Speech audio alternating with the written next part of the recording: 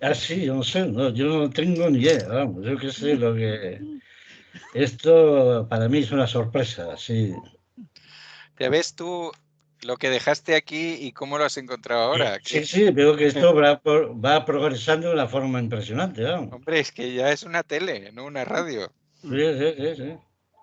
Sí, sí, tremendo. Bueno, organicémonos para la radio, que va a empezar en un momento. Sí. Vamos a hablar solo de Lucio, Bien, ¿correcto? sí. ¿Quién va a hablar primero? José Mari todo el rato. José Mari, ¿cómo quieres que te presente, José Mari? Como amigo de Lucio, José Mario Laizola, si quieres decir Y que ha sido el secretario general de la CGT y yo qué sé, lo que eso es lo quieras. que quería decir. Sí, sí, vamos, no Pues voy a negar dilo, ahora que he dilo, sido dilo, secretario general de la CGT. dilo a alguien. ¿En qué años fue? ¿Desde qué año a qué año fuiste? Desde el año 83, 84, no sé seguro si es 82, 84, hasta el 2000, finales del 2000. Joder, casi Me tanto como parece, Susana Díaz, como la andaluza. como 7 años o así. Y los tres anteriores, es que ten en cuenta que estuve en Madrid 10, 11 años. Bueno, que eres medio madrileño. Tú me dirás que se me había perdido a mí allí. Ya te digo. Bueno, vale. Y a Emily ya sé cómo lo tengo que presentar después. Esto es para después A mí para como la siempre. presentación, ¿eh? No lo Como voy a me decir ahora. presentas cada día, ahora a ver si te vas a lucir hoy, porque está aquí José Mari. A mí cada día me dices, hola, ¿qué tal? ¿Cómo vas? Ya está. Pero después hago la presentación Ah, bueno. que tú la habrás oído, no me vengas ahora Claro, a mí. con Emilio me imagino que tienes un currículum ahí, vamos, Emily impresionante. Nada, el corta, Emily me corta, corta. putea, pero él sabe que después hay otra presentación, ¿eh? Muy bien. Corta, corta. Espera que estaba buscando yo aquí una cosa de Lucio, de la Wikipedia, ¿eh? Joder, Wikipedia. Hoy hay un artículo en el público del ¿De CX. Lucio? Sí, de la gente de ¿cómo se llama el grupo ese de periodistas? CXTC o algo así, ¿sabes? Sí, Que sí, colaboran con El Mundo. Sí, sí. Que hablan de Lucio. sí, sí, sí. No está mal, está bastante bien. Además da otros datos históricos, no únicamente sobre Lucio, sino sobre otros bandoleros de izquierdas, digamos, y cosas de estas. Está bien. Vale. Gente suele hacerlo bien. Empezamos en la radio, ¿eh? ¿Vale? Venga. Vale.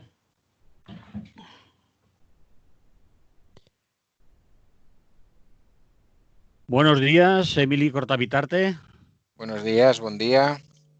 Y te vuelvo a saludar porque no se ha Que grabado. te cago en la leche.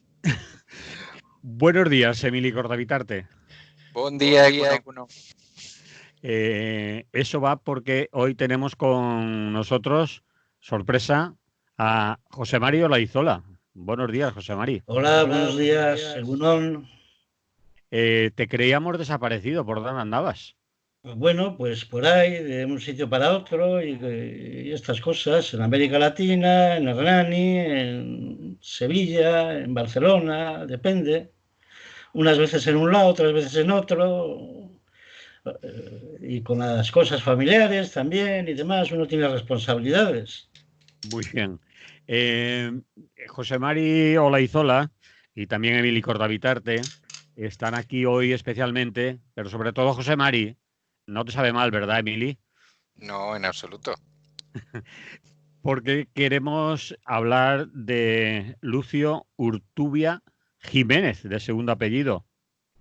Y a mí no se me ha ocurrido nada más interesante para introducirlo que ir a la Wikipedia, y así no me equivoco. ¿Eh? Lucio Urtubia nació en Navarra un 18 de febrero del 31 y como todos saben ya nuestra audiencia, falleció en París este 18 de julio de este año, 2020.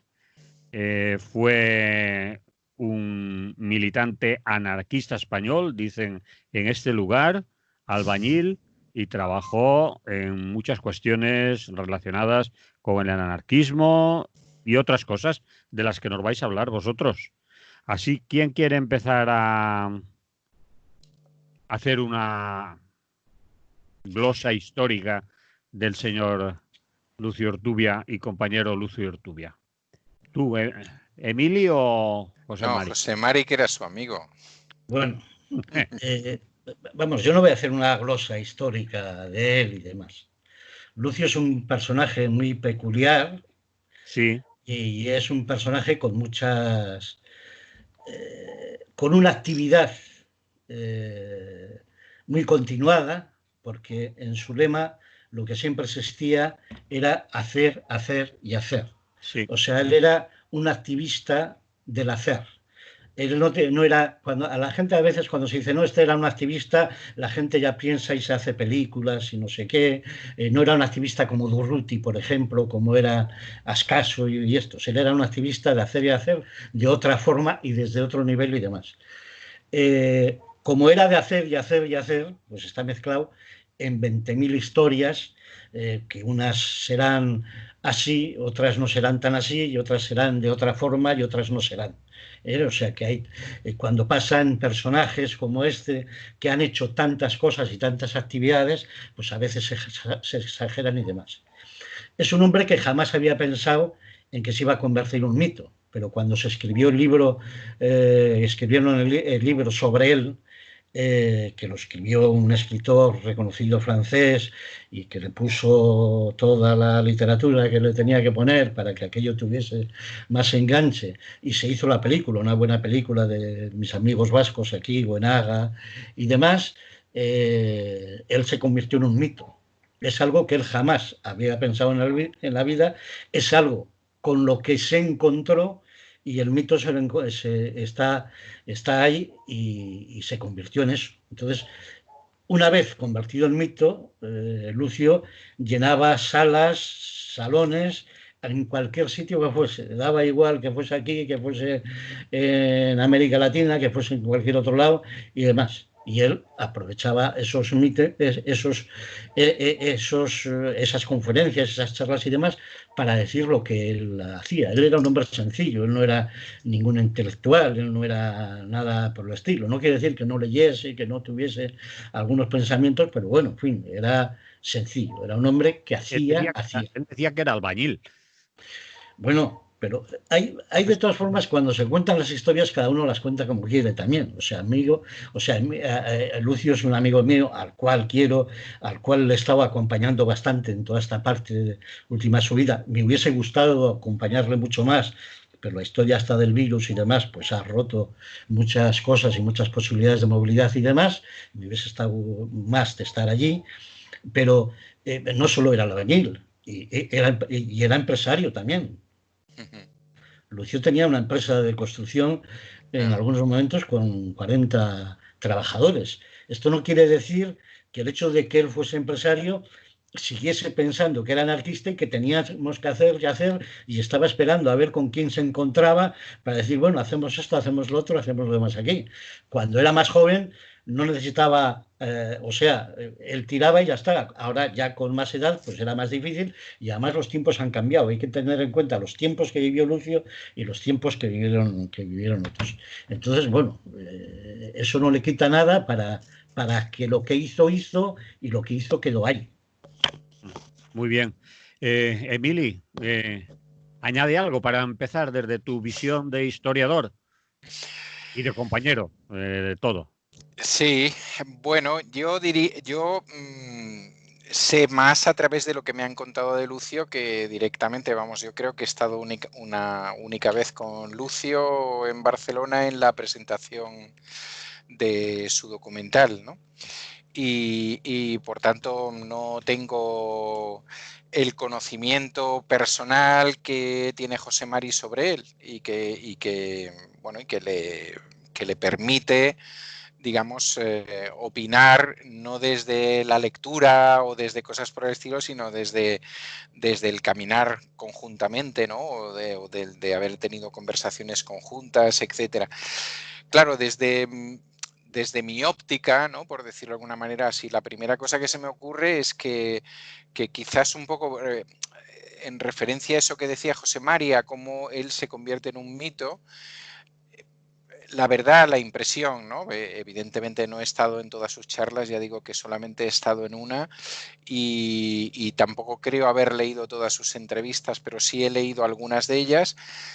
A mí me parece que es una persona que al menos hasta el punto en que yo le conozco, ahora vendrá José María y me dirá que no, pero bueno, creo que utilizó muy bien esa chance, ¿no? que le daba el propio sistema, ¿no? Esa aparición un poco pública como esa especie de Robin Hood anarquista que no pegó un tiro, o en principio se supone que no pegó ningún tiro para hacer lo que hizo con el Citibank, que entonces no se llamaba así, pero acabó siendo el Citibank y tal.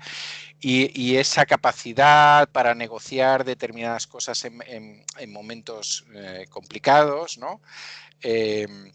Pues claro, eso le situaba digamos, en esa posición más bonita del anarquismo, ¿no? Más bonita, que te quiero decir que aparentemente ante una buena parte de la población mundial y evidentemente española y francesa, pues era una persona que había conseguido burlar al sistema, hacerlo de una manera, digamos, no violenta en principio y conseguir una parte de sus objetivos, ¿no? Y yo creo que en ese apartado, al menos en la parte que yo conozco, en las entrevistas que he leído y demás, me parece que él utilizó bien eso, ¿no? Porque la verdad es que no recuerdo muchas entrevistas en las que él únicamente hablara de sí mismo y no aprovechara, que era lo que evidentemente las periodistas y los periodistas pretendían, ¿no? Y no aprovechara para hacer unas últimas o penúltimas referencias a la importancia del anarquismo, al papel del anarquismo, a determinadas llamadas a la gente joven y tal, lo cual me pareció positivo, ¿no? Sobre todo porque hemos conocido a otra gente que ha utilizado eso para vanagloriarse personalmente, ¿no? Hemos conocido demasiada gente, por cierto, de los y las anarquistas famosas que en realidad utilizaban eso para, podríamos decirle, para su egolatría, ¿no? Y en ese aspecto me ha parecido que Lucio, me parece que Lucio supo utilizarlo de una manera bastante inteligente y bastante sobria, ¿no? Y bastante humilde. Pero bueno, yo no pasaba tanto rato con él, o no he pasado más que un rato con él. Oye, José Mari, lo del Citibank y la falsificación de los cheques de viaje y todo eso es lo que siempre sale, lo que destacan. Además, empiezas a leer, por ejemplo, como yo hacía hace un rato en la Wikipedia, y eso es lo primero que nombran. Pero eso es casi, no será lo más importante de su trayectoria, ni de su vida, ni mucho menos, ¿no? Todo depende. Hay cosas que se saben, hay cosas que no se saben, Pues que se las ha llevado y que no se sabrán. Lógicamente, si no se hubiese llevado algo, no sería Lucio, sería otra persona. Digo que esa es su forma de ser.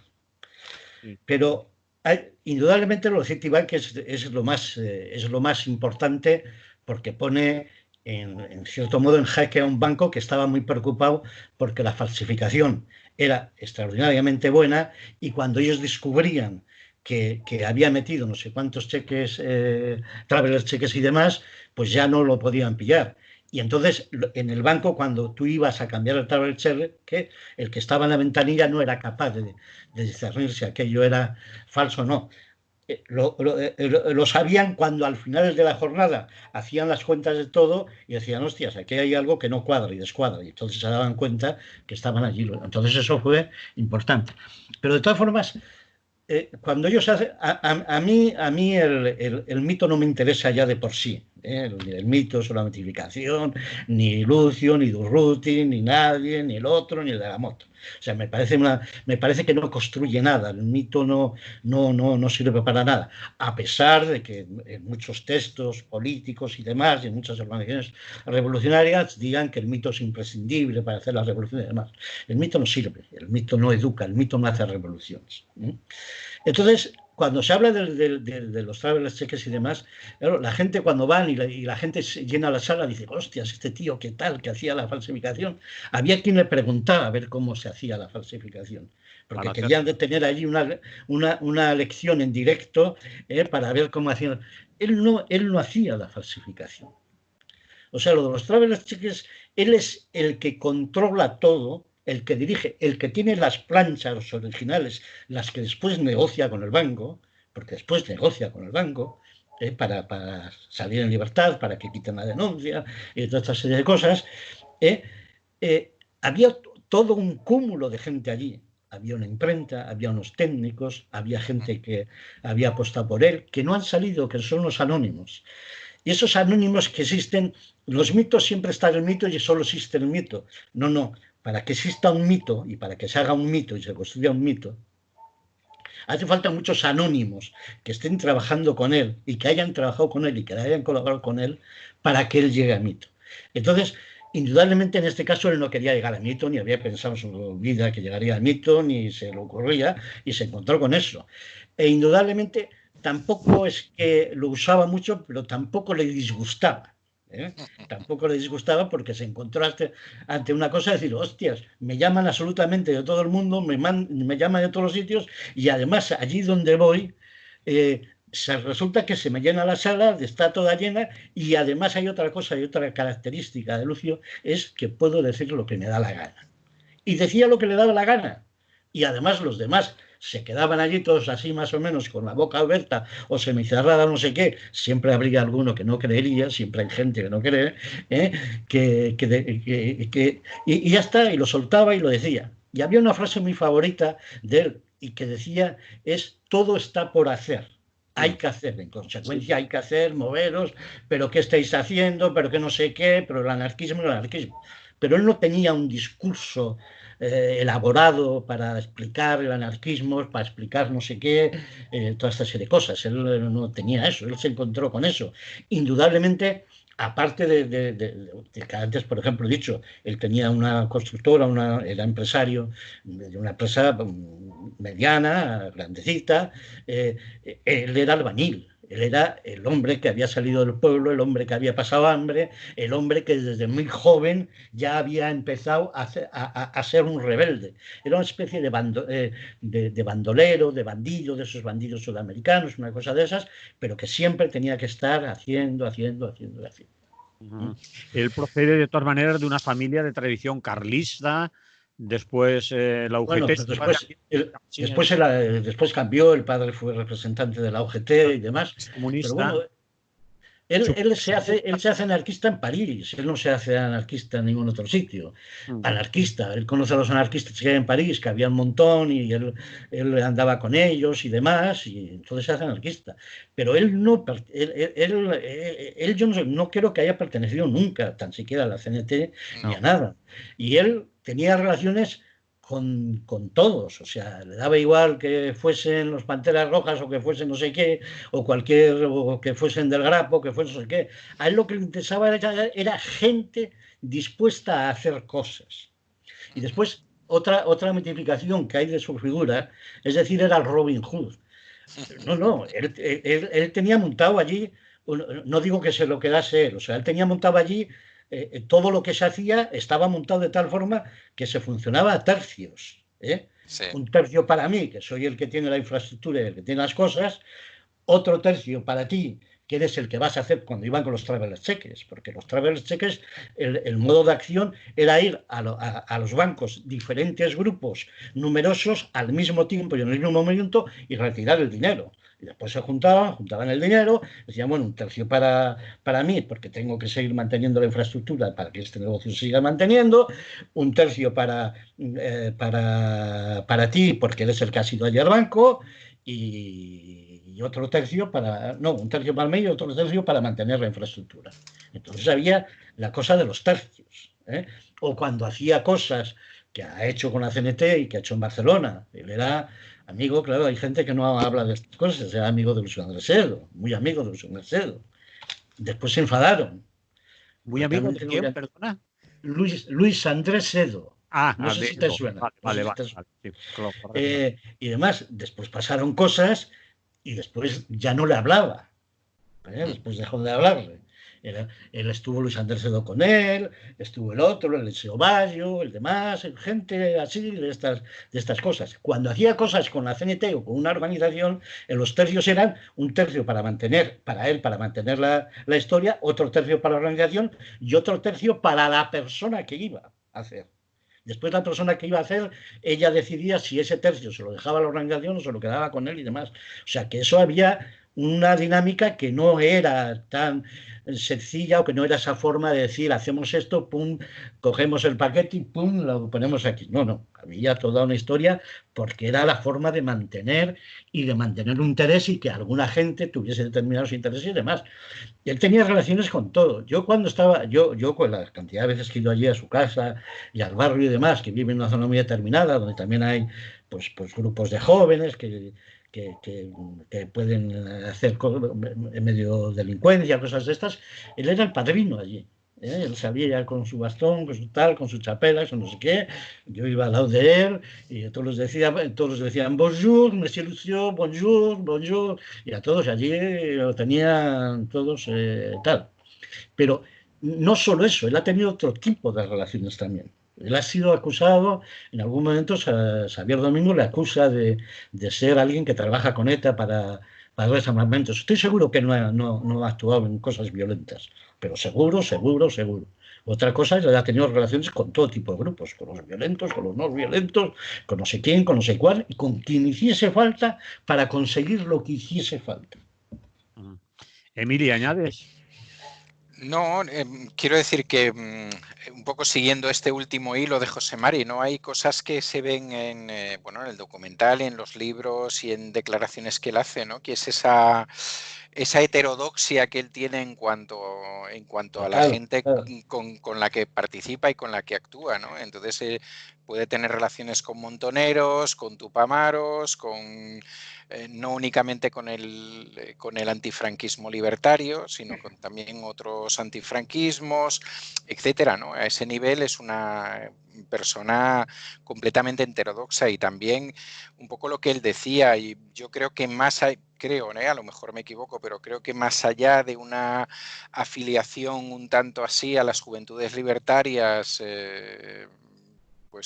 al principio nunca se comprometió, por ejemplo, con la CNT, es decir, no ha sido una persona que haya tenido claro que era necesaria una organización o lo que sea para llevar a cabo ese proceso revolucionario, ¿no? Desde ese punto de vista, quizás es una persona a ese nivel más puchista, ¿no? Más de dar golpes determinados al contrario, golpes espectaculares o, si queremos, golpes al hígado, ¿no? Ahí donde más duele, que una persona que haya creído, aunque luego sí que eso lo ha podido verbalizar en determinadas entrevistas, pues una persona que haya creído en esa necesidad organizativa, o al menos que él de eso no iba a participar, porque supongo que lo que él tenía claro es que en lo que él era bueno era en otra cosa, ¿no?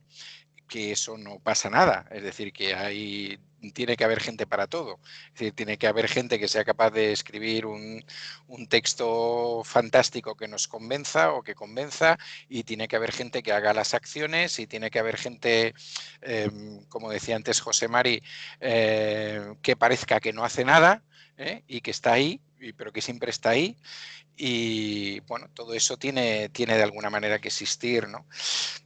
Yo creo que él era en ese aspecto bastante representante del sector más individualista, ¿no? del anarquismo, por decirlo de alguna manera. Y esa, bueno, claro, cuando vas leyendo cosas que yo no sé si son totalmente ciertas o no, pero la propuesta que le hace a la embajadora cubana al respecto de Bahía Cochinos esa, no sé si cierta o no, entrevista con el Che y todo lo demás, pues te da esa impresión, ¿no? La impresión de que él dice, bueno, ahora que aquí el jefe del imperialismo, ¿quién es? Estados Unidos. Estados Unidos está en guerra con Cuba, ¿qué puedo hacer yo para crearles algún tipo de problema, ¿no? Y luego diría también que a pesar de todo eso que estamos diciendo, yo creo que es un hombre que supo relacionarse muy bien con determinados instrumentos quiero decir, me parece que escogió muy bien a sus abogados, que alguno de ellos incluso llegó a ser ministro socialista de la República Francesa. Sí, Roland Dumas. Exactamente, lo cual me parece tremendamente inteligente, es decir, que era una persona que a la hora de que le llegara el momento de entrar en el trullo, él sabía de quién se tenía que rodear y bueno, y a qué gente acudir, porque bueno, pues suele ser esta gente la gente que domina los resortes de la justicia, de los aparatos del Estado, bueno, y en ese aspecto a mí me parece muy interesante, es decir, no creo que eso fuera únicamente intuición, ¿no? Me parece muy inteligente ese tipo de... Lucio era una persona muy astuta.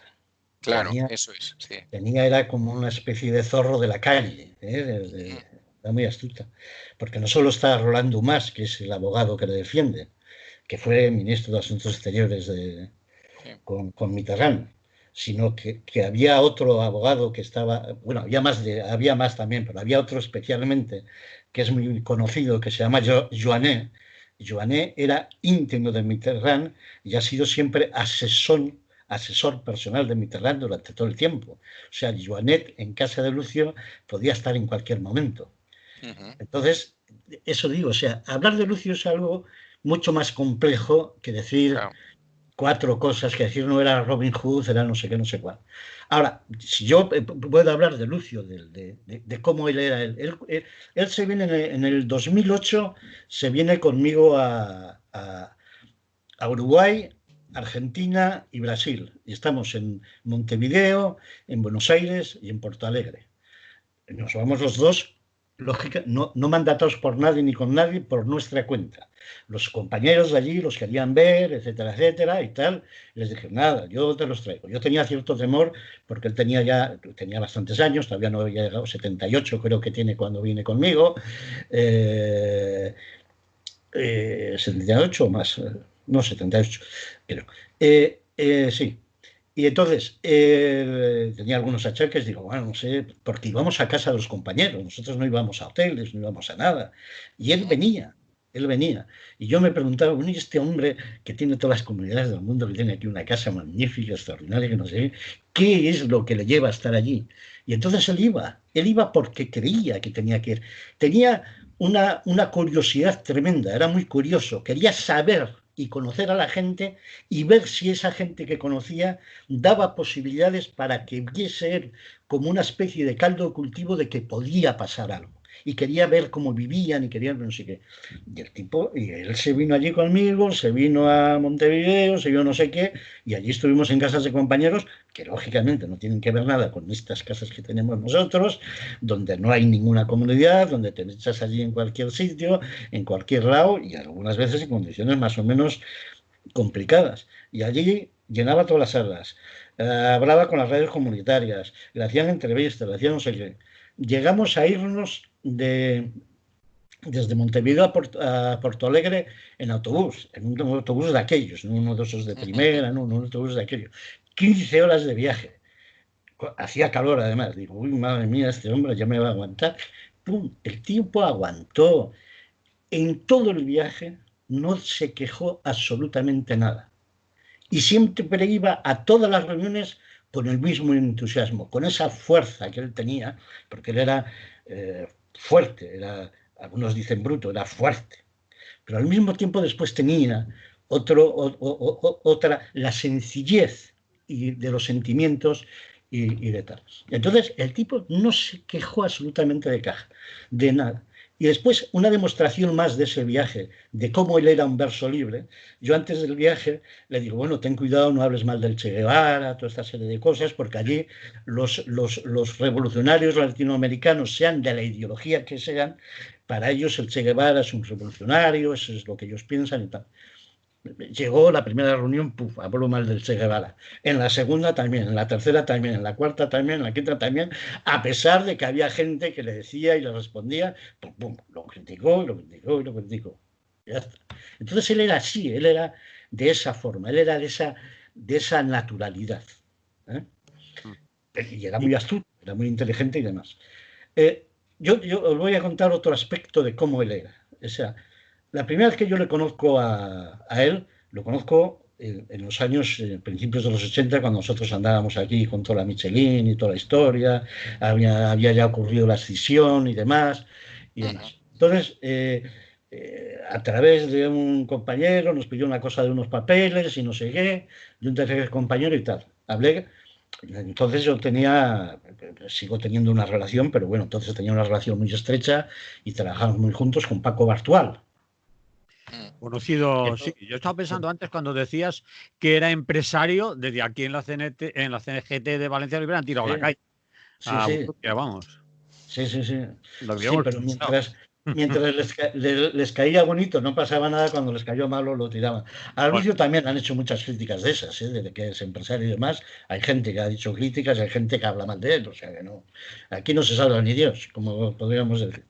Bueno, entonces Paco lo conocía porque él había estado en el exilio en París, porque cuando era muy joven, que pertenecía al FRAP además en aquel momento, y entonces él conoció a todos estos anarquistas, a Octavio, a Lucio y tal y cual, etcétera, etcétera.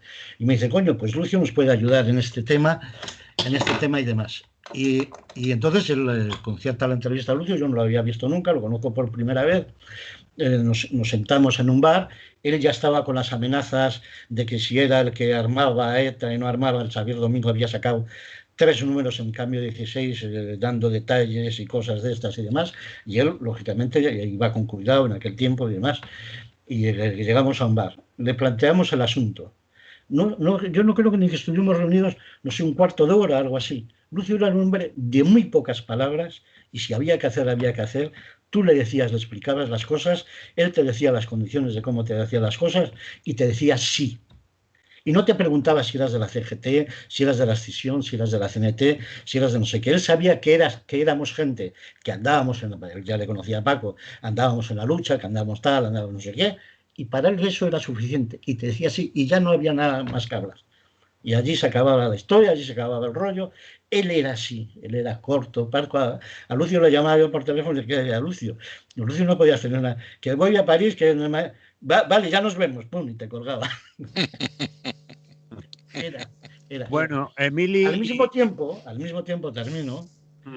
Después, toda esta última parte, cuando nos juntábamos, y iba a París, y nos íbamos a comer, y ahí ya teníamos charlas largas. Allá hablábamos de la vida, de las vidas que habíamos tenido, que estaban todas relacionadas con la militancia, y que en muchísimos casos había amigos comunes que habían participado en una cosa y en otra.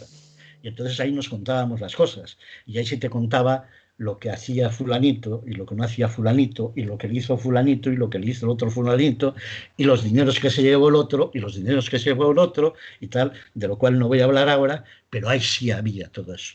Y después hablábamos de nuestras cosas, de nuestras vidas, de nuestras compañeras, de nuestras hijas y demás. Y otra cuestión que yo quisiera reseñar de la vida de Lucio es la persona de Anne, de su mujer, de su esposa. O sea, no solo Lucio hizo eso, Anne estuvo todo el rato ahí y ha estado todo el rato hasta el último momento de su vida. Entonces, eso es parte de esos anónimos que no aparecen, que ella aparece en la película y todas estas cosas. Una mujer además independiente, con una capacidad extraordinaria, etcétera, etcétera, etcétera.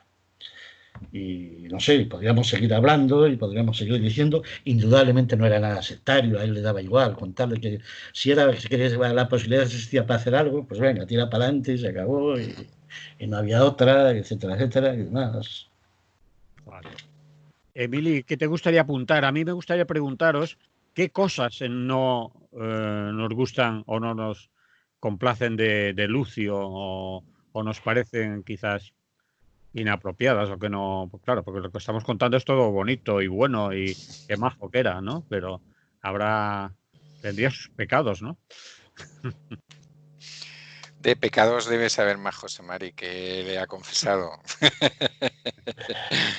Bueno, pues no, yo creo, quiero decir, yo la parte que veo un poquillo más, o sea, veo toda la parte positiva, esa misma que acaba de decir José Mari, que yo apuntaba anteriormente, ¿no? Esa heterodoxia suya y esa capacidad de aceptar el diálogo y la relación y la acción con cualquier luchador, luchadora, etcétera, que me parece genial, me parece fantástica. Y bueno, y la parte que yo vería más floja, pero es simplemente porque yo pienso de la otra manera, es esa parte organizativa que te decía antes, ¿no? Pero es evidente que también puedo reconocer que hay gente no organizada que puede hacer muchísimo más que gente que lleve 40 años organizado, porque va a llevar 40 años organizado y va a estar en su despacho burocrático y no va a hacer nada, ¿no? Es decir, por poner un pero, ¿no? Es decir, por situar un pero, yo creo que no tiene mucho sentido en estos momentos y además desde el conocimiento que yo pueda tener de él, no tiene mucho sentido que yo le busque pecadillos a Lucio. ¿Y tú? Hombre, yo no sé si es el momento de buscarle pecadillos porque todavía no lo han enterrado o no lo han incinerado. Claro. No sé si es el momento, pero de todas formas, vamos, de las cosas que hemos hablado, que tú dices, ay, todos hemos hablado cosas bonitas, no hemos hablado solo cosas bonitas, hemos hablado de otras cosas. Hemos hablado de su heterodoxia. Su heterodoxia quiere decir, ¿tenía coherencia con un discurso y demás? Pues no, lo suyo estaba en hacer y en hacer. Esa forma de gestionar lo que se hacía y los dineros y esas cosas era coherente, no, era una forma particular también de tal. No era eso de decir todo lo que tengo lo doy. Hemos dicho que tenía una empresa. Todo empresario siempre tiene problemas, aparte de que siempre saca una parte de la plusvalía de los trabajadores. No os voy a explicar esas cosas ahora. Hemos dicho cosas de esas, pero los seres humanos todos tenemos nuestros defectos y nuestras virtudes, unos más, otros menos, unos muchísimas, unos son casi todo defectos, otros hay alguna virtud perdida, y de todos ellos se aprende. Y Lucio lo que me enseña, o lo que me ha enseñado a mí, o lo que yo he aprendido de él, es lo que os he dicho. Y después eso, todas esas conversaciones que teníamos, vamos, yo las últimas veces que vi, cuando le dio el ictus y demás, vamos, a mí me veía y era para él como revivir, o sea, le daba una ilusión y tal, y decías, bueno, este tío tan bruto y tan duro y que parece tan insensible y que parece una roca, no, él también tenía esa sensibilidad.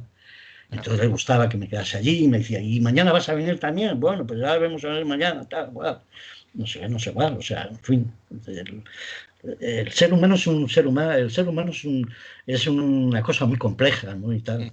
Igual. Ahora, y después hay cosas, por ejemplo, como hace Emily, habla del Che Guevara. Yo no sé si estuvo con el Che Guevara. Igual lo vio allí en el aeropuerto y tuvieron alguna pequeña discusión aprovechando no sé qué cosa. Pero él no se sentó con el Che Guevara en una mesa y empezaron a discutir, mira, tú lo que tienes que hacer es esto y esto y tal igual, porque además yo no sé qué le podría decir Lucio al Che Guevara de economía. Sí le podría decir, mira, inunda todo de dólares falsos allí, no sé qué, eso sí se lo podría decir. Ahora el resto no. Y entonces tener una conversación con el Che Guevara para decir vamos a inundar todo Estados Unidos de dólares falsos y demás, se necesita otras capacidades que las que tenía Lucio eran diferentes. Y entonces se necesita estar hablando, se necesita ver, se necesita estudiar, se necesita tal. Entonces, claro, lógicamente después el novelista, cuando existe eso, dice, bueno, esto vamos a darle un poco de color. Pero bueno, pues le damos de color. O sea, yo qué sé, hay cantidad de cosillas que tal, pero que ahí estuvo, que ahí estaba y que eso estuvo ahí, que ayudó a cantidad de gente. Al principio solo antes de empezar con todas estas cosas más gordas, lo que hacía solo era escuelas o en la administración donde sabía que había multicopistas en tiempo del franquismo, robarlas y mandarlas para España.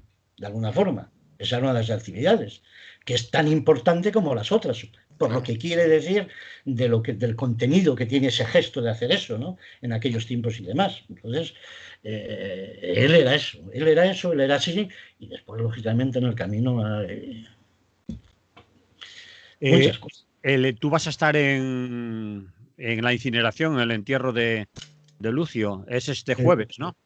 Este viernes. Viernes. Sí, viernes. Sí voy a estar, sí. Bueno, es la última. ¿Cómo va a ser? Soy su amigo. Bueno, está claro. Pero me refiero a ser un acto íntimo, familiar.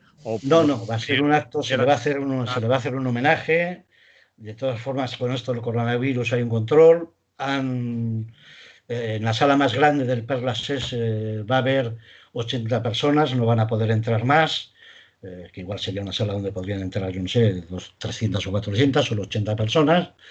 Va a hablar poca gente, poco tiempo, va a haber su música, va a haber su cosa, y después me imagino, o sea, después no seguro va a haber un acto donde, bueno, lo de siempre, que son cosas que yo no entiendo mucho, pues donde la gente va a comer y a chupar, a beber, para, no sé, para hablar del muerto, para hablar de no sé qué cosa.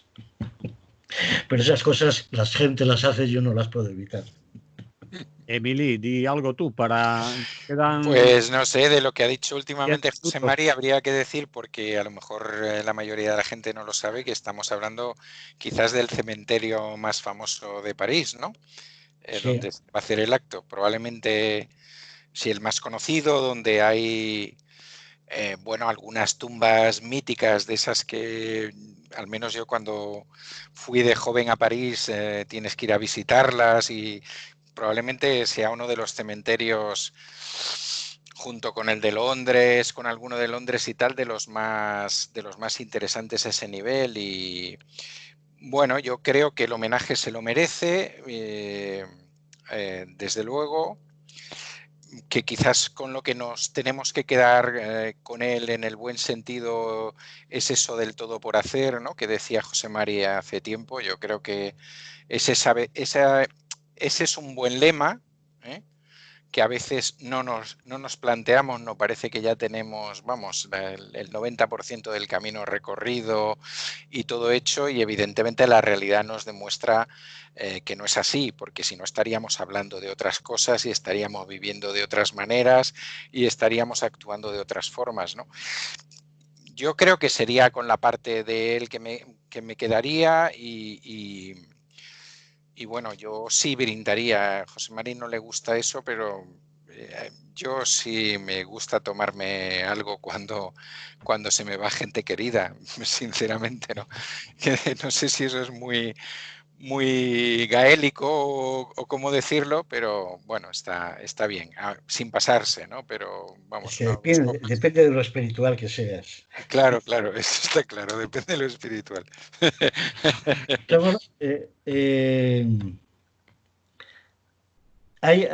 O sea, por ejemplo, en la última etapa, él tenía un centro ahí donde estaba abierto. Allí hacían reuniones, los de Podemos se estaban reuniendo allí. Sí. Los de Podemos han pedido... Centro Luis Michel, ¿te llamas? Sí. Los de Podemos, los que estaban en París y los que están en París, allí hay un grupo de Podemos y demás, se reunían allí en su casa. Eso demuestra cómo él era. Ahí van esos. Iba alguien que quería exponer unas pinturas de no sé qué, lo ponía tal, lo hacían tal y cual. Y en los últimos tiempos había acogido a presos de ETA que estaban en Francia, que podían salir en libertad si tenían un trabajo. Y entonces, por lo menos en un caso o dos, creo que en 2 casos ha actuado y han salido de la cárcel para para ordenarle los archivos suyos de Lucio, los ponía allí, los tenía allí, trabajando y demás. O sea, él estaba también totalmente vinculado a la parte vasca, a la parte nacionalista, a la parte tal. O sea, era un anarquista muy particular. O sea, él se llamaba anarquista, pero un anarquista muy particular, ¿eh? Porque hay más cosas, además. O sea, no solo hay eso. Entonces, bueno, pues eso, él era así. Y allí estaré despidiendo a mi amigo. Muy bien. Y diciendo algo también de paso. Quedamos de Lucio con lo más importante que nos quedaríamos en 4 o 5 minutos. Los de Podemos, Digamos los, dos o tres sí. cosas. No, porque alguien puede decir, pues nos quedamos con todo, Lucio, ¿no? Pero ¿con qué cosas sería imprescindible quedarnos? Pues yo me quedaría siempre con la cosa esa del hacer, de estar siempre intentando, no sé si la palabra es enredar, enredando, moviendo, movilizando, empujando, estar él allí en primera línea y el entusiasmo que le ponía a todo eso. De todas formas, lógicamente, esa forma suya de ser no coincidía con la misma. Yo tengo otra idea de lo que es la organización, de lo que son tal y cual, pero eso no evitaba para nada que estuviésemos los dos allí encantados de la vida, hablando de las cosas y contándonos la vida entera, vamos. O sea, ¿eh? Entonces yo me quedaría con eso. Y cómo lo hacía sin quejarse nunca, sin poner ninguna pega, siempre estaba dispuesto, su disposición, su esto. Y después, él tenía muchas cosas para contar, por ejemplo, de mucha gente de la CGT que la han encumbrado a no sé dónde, tenía cosas para contar. Pero él cuando ha ido a todas las asambleas estas que ha habido, conferencias que ha habido y demás, jamás ha hablado mal de nadie. Siempre han sido asambleas en positivo, siempre han sido asambleas para animar, para empujar, para tal. Es decir, sabiendo cosas y teniendo rencillas, nunca metido, como se dice, a meter. Jamás públicamente. Ajá. Es importante lo que acabas de decir. Naturalmente que es importante. No sé si lo comparto del todo, pero a mí me parece importante. Sí, porque yo no estoy con esa cosa de que la ropa sucia se lava en casa y demás, ¿no? La ropa sucia, si es sucia, hay que sacarla de casa. Bueno, ya casi le hemos estropeado. Emily, ¿tú con qué te quedas? No, yo coincidiría. Lo que pesimista eres, pero no sé.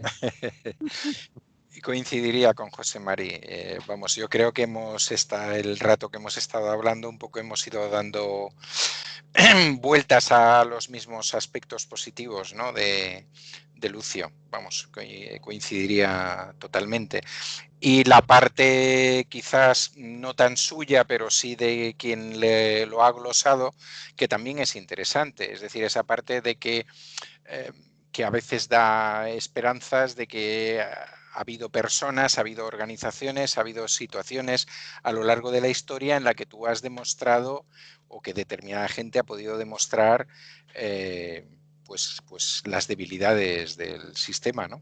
Y en ese aspecto, aunque él no haya, digamos, contribuido a ningún proceso revolucionario exactamente, a ninguna cosa por el estilo, dado que fíjate tú la fecha en que muere también, pobre hombre, y lo que hemos celebrado estos últimos días, ¿no? No tanto del 18 como del 19 y demás, no se trataría de eso, pero sí se trataría de algo que a veces la gente no se plantea, ¿no? Que es la posibilidad de que tú le puedas hacer daño al sistema con determinadas acciones que no todas tienen que ser así, ¿eh? Que puede haber otras igualmente importantes, como es, pues yo qué sé, dar cobijo en un bloque de pisos de la Sareb a 20 familias, por ejemplo. Esas cosas también están pasando y es importante que la gente sea consciente de que lo que tienes delante no es algo a lo cual tú no le puedes hacer herir de ninguna manera, ¿no? Ni doblegar de ninguna manera, ¿no? Porque, bueno, yo pienso que es a partir de las pequeñas victorias que sumadas podrían darnos algún día la gran victoria, pero bueno, de eso ya hablamos. Sí, eso hablamos en otro momento. Hablamos otro día que estemos más cerca. Sí. Él dio, por ejemplo, cobijo, por decir una persona, a alguien muy conocido, a Benigno, que era mano derecha del Che Guevara en toda la guerrilla en Bolivia. Benigno fue uno de los que se pudo escapar del cerco de Bolivia y demás, y Lucio lo ayudó. Lucio le metió a trabajar en esa empresa que tenía, le dio papeles, tuvo la posibilidad de ver papeles y demás. Ahora, claro, si tú, y me parece muy bien, o sea, el Benigno se escapó de Cuba en un momento determinado, pero conociendo la historia cubana, conociendo al Che y conociendo Benigno, que era mano derecha de los duros, te puedes imaginar las barbaridades que Benigno había hecho en Cuba, ¿no? Entonces dices, bueno, ¿y cómo cuadra esto? que un anarquista pues le está echando ahora una mano. Yo le he conocido a Benigno. Y solo la mirada te impresionaba. Bueno, lo dejamos aquí. Muy bien. ¿Cuándo te volvemos a pillar? No sé, depende de lo que queréis hablar y demás. Yo Mientras que esté aquí, ¿no? Podemos volver a las viejas tertulias. Yo de momento, mientras el virus ande así, sin que esto no se aclara, pues estoy aquí un poco pillado. Por eso. Bueno, pues Manolo, que eres el director del tema, pues puedes plantearte si volvemos al dúo mientras que este hombre esté por aquí. Pues ahora nos lo planteamos a micrófono cerrado, porque pues, entre otras cosas se nos acaba el tiempo de estar en la radio. A mí me gusta la idea y a ver si la dejamos aquí. José Mari, un placer volverte a oír por aquí. Igualmente. Sabes que yo os quiero a los dos. Muy bien. Y a Radio Clara también. Sí, bueno, y a Radio Clara también, pero hace su labor, indudablemente, y la hace ya desde hace años. Cosa importante ya reconocer. Muy bien. Pues hasta la próxima. Lo dejamos aquí. Muy ¿vale? Bien. Venga. De acuerdo. No os vayáis. No os vayáis. Que seáis buenos todos. Bueno, ser bueno. Por lo menos como José Mari. Como mínimo. Bueno, ya estamos fuera de la radio, pero no fuera del vídeo, ¿eh? Ajá. Sí, yo os veo todavía. Sí. Ahora no puedes. Tienes que seguir comportándote, porque luego cuelga todo el puto vídeo. Bueno, pues, oye, José Mari, ¿qué te parece a ti? Si sigues por aquí, que. Bien, pero avisarme y decirme de qué vamos a hablar y todas estas cosas. Vale. Eso lo decide Mili. Yo preparo un pequeño guión, pero hombre, pero los dos también podéis decir, oye, pues esto que has planteado es más aburrido que no sé qué y nos interesa hablar de cualquier cosa, ya está. De todas maneras, yo me sé la estrategia de José Mari, que si es la de antes, decía, no, de eso que hable Mili. Que no. Que él también habla, sí. Pues oye, podemos hacer eso. ¿Tú te va bien a la tarde? Sí, a mí me va bien. Solemos hacer casi siempre a las 6, ¿no? Vaya. Sí, no pasa nada, Emily. ¿De qué decís? ¿Pero para cuándo decís? Pues cada semana. Cada semana. Bueno, cada lo que queda de julio, ¿no? Lo que queda de julio, ¿o quieres hacer programas? Queda una semana de julio y después ya es septiembre, ¿eh? Ya. En agosto no vamos a estar. Sí, vale. Pero yo, por ejemplo, ahora en julio del 27 al 30 estoy, bueno, el 30 no, el 30 se va a la mañana, me imagino que se va a la mañana, estoy con una de mis hijas. Bueno, voy a parar la grabación, que ya esto ya no cuadra, ¿vale?